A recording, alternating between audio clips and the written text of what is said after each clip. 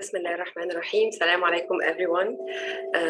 Today is our third Quranic tip from Tazkiyah perspective, and it's our 14th tip and 14th day in Ramadan. Okay, so today I chose a verse from Surah An-Nahl, and actually this surah, if we are going to reflect upon, it needs hours and days. It's very deep and it has lots of rich meanings. But I chose just one verse, and I chose in this verse to focus on two meanings only. So let's see together what we are going to reflect upon today. أعوذ بالله من الشيطان الرجيم. من عمل صالحا من ذكر أو أنثى وهو مؤمن فلنحيينه حياة طيبة ولنجزينهم أجرهم بأحسن ما كانوا يعملون. Whoever does good, whether male or female, and is a believer, we will surely bless them with a good life, and we will certainly reward them according to the best of their deeds. So I think many of you might have lots of reflections already, but let's focus on those two things. حياة طيبة, what's meant by a good life, and وَلَنَجْزِيَنَّهُمْ أَجْرَهُمْ بِأَحْسَنِ مَا كَانُوا يَعْمَلُونَ. They will be rewarded according to the best of their deeds. So who doesn't want a good life?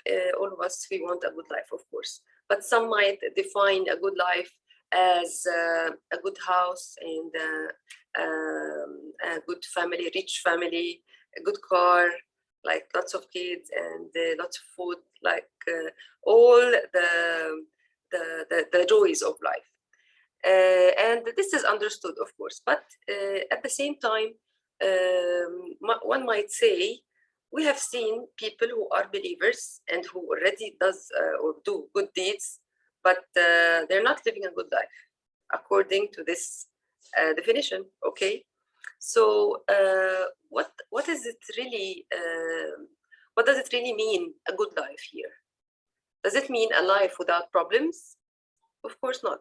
Does it mean a life without hardships? Of course not as well. Then it is not life. So life, by definition, it comes with hardships for all people, but especially actually for believers, as a test or a way to purify themselves for like better and higher ranks in paradise, inshallah. So what I understood and what I'm really comfortable with is that the definition of good life is the taste of the life in their hearts. So it means that they are always content. They're always accepting. You know, so good believers who do good deeds most of the time, usually they do not fall into the extremes of emotions, for example. So you will find them usually in a balanced state. Okay, that's the blessing that they would have. That's the reward of doing good deeds. You will find them usually accepting and not, you know, hopefully, inshallah, nobody goes into like hysterical states in hardships. No, they are relatively, and they are blessed from Allah. This is not because they are smarter than other people or anything. This is just a blessing from Allah, that they accept the hardships of life in a better state. They are rewarded with rida, you know, like acceptance. And if you have been following any of the other of the previous episodes, you will find that we mentioned more than one time that in modern psychology, if you ask for any help from a psychologist or so, you will reach to the state that they ask you for acceptance, so accepting your hardships. So maybe a believer who really does those good deeds for the sake of Allah and who tries really to purify themselves and to be good to people as well, they will find it in their heart already, the acceptance, without like lots of self-work. This is just a reward from Allah. So this is the first meaning that I wanted to stop on, the meaning of good life and what really matters in life. Number two is that they will be rewarded according to the best of their deeds.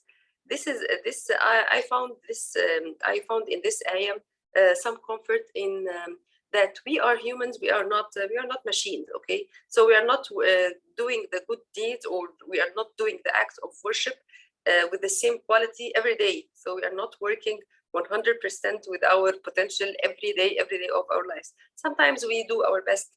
Sometimes we are just lazy. Sometimes we can just do our best again, and then we are tired, and then we do, and so. So what made me happy is that we will be rewarded according to the best of our deeds, not the worst, not the average of our deeds. No, actually to the best. So this is just to just one aspect of Allah's mercy and Allah's generosity, that Allah doesn't want to make it hard on us. He just wants us to do our best as much as we can. Not because we are humans, we cannot do it every day. So I find this meaning very merciful and very generous and very like suitable for human nature. This is just the two meanings that I wanted to stop on, and maybe inshallah we will have extra time to have a look on this nice surah. And I wish you the best in the remaining time of Ramadan. Assalamu alaikum.